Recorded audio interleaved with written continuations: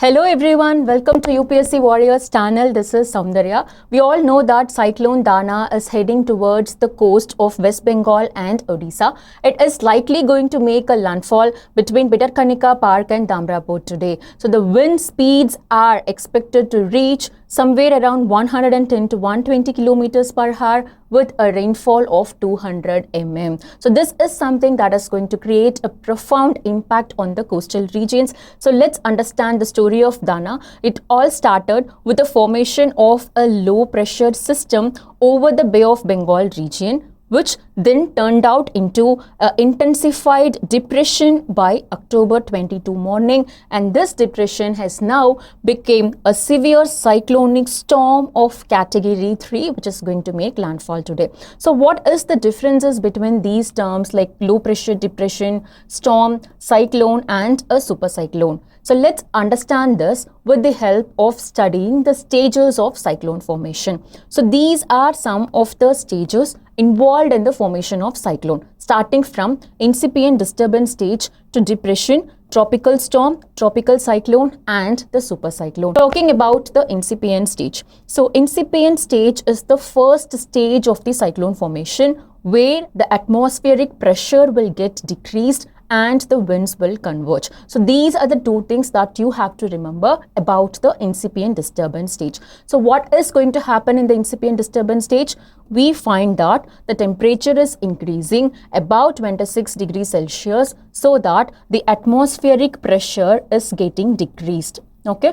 So why it is so? We all know that whenever the temperature of a region increases, the distance between the air molecules increases, and as a result of which the atmospheric pressure is getting decreased. So if this is the pressure 1, okay, at T1, and this becomes the pressure 2 at T2. So here the temperature 2 is actually higher than temperature 1 and the pressure 2 is less than the pressure 1. Okay, so whenever the distance between air molecules increases, the moisture holding capacity of the air increases, right? So here the air is able to hold huge amount of moisture.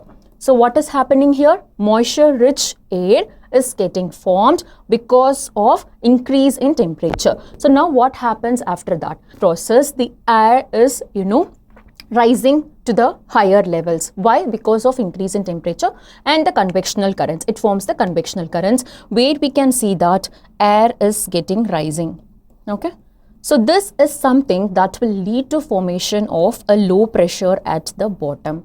Okay. So this low pressure makes the winds to converge towards the center. So what is happening after that? Winds are getting converged because here we see that the air, moisture rich air is rising above. Okay, so this is called as a convergence zone. So we have to remember here that for every convergence zone at the bottom, there is a zone of divergence at the top. Why? See, when the wind starts to converge, okay, it is getting rising, right? So when it is rising, what is happening here? There is a low pressure, but once it is rising to a certain level where it is able to cool itself and then it starts to diverge, that will lead to a formation of high pressure at the top. So for every zone of convergence at the bottom, the wind is rising, it is getting diverged, forming a zone of high pressure at the top. So these are the things which you have to remember for the incipient stage. Okay, so one thing, there is a low pressure area getting formed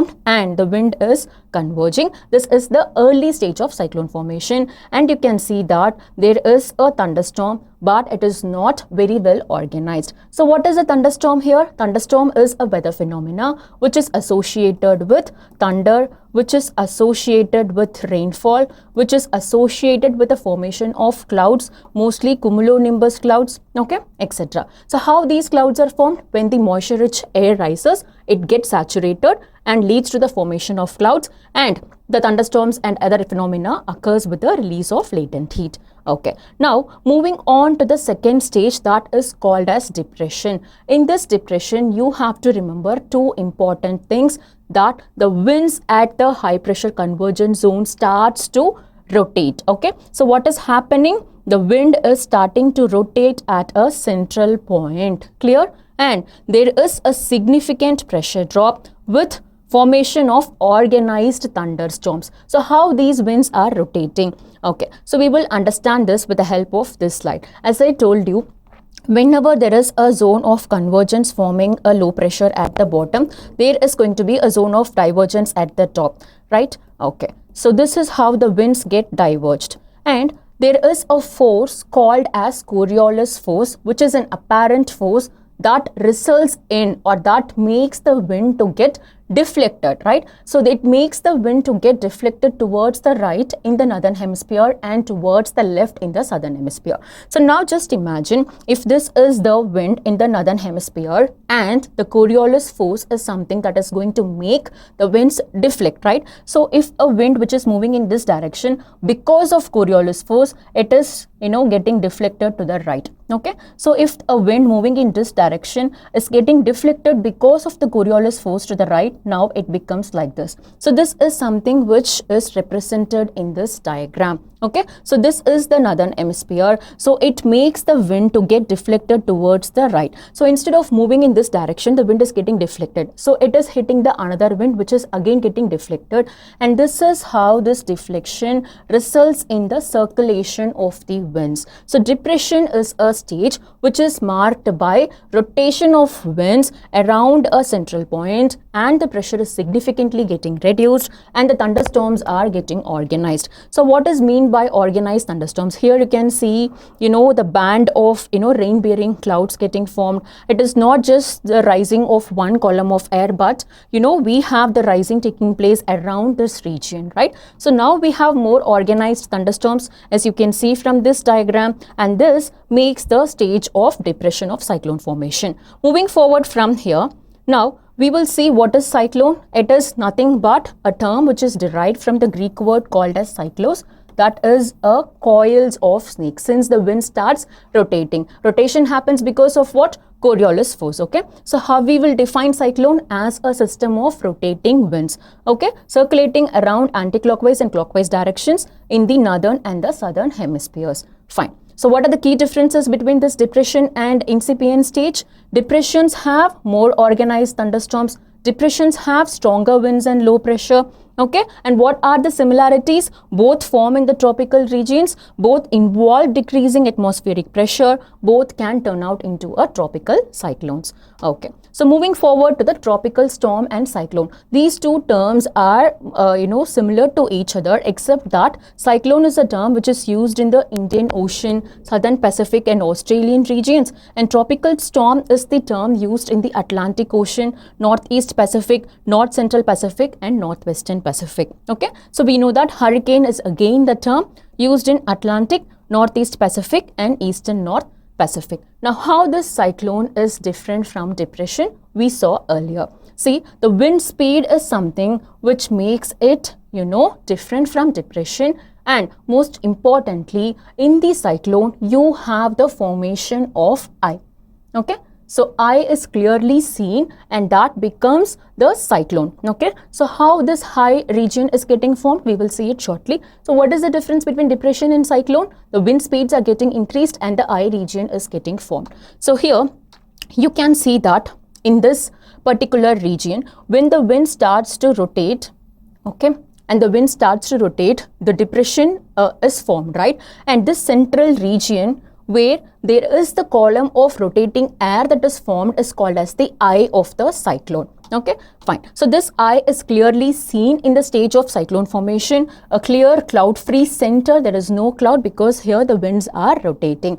Okay, it forms as the storm strengthens. So here we know that it is formed in the tropical regions and it can again create more intense clouds and thunderstorms, increasing the intensity of the weather phenomena that is happening.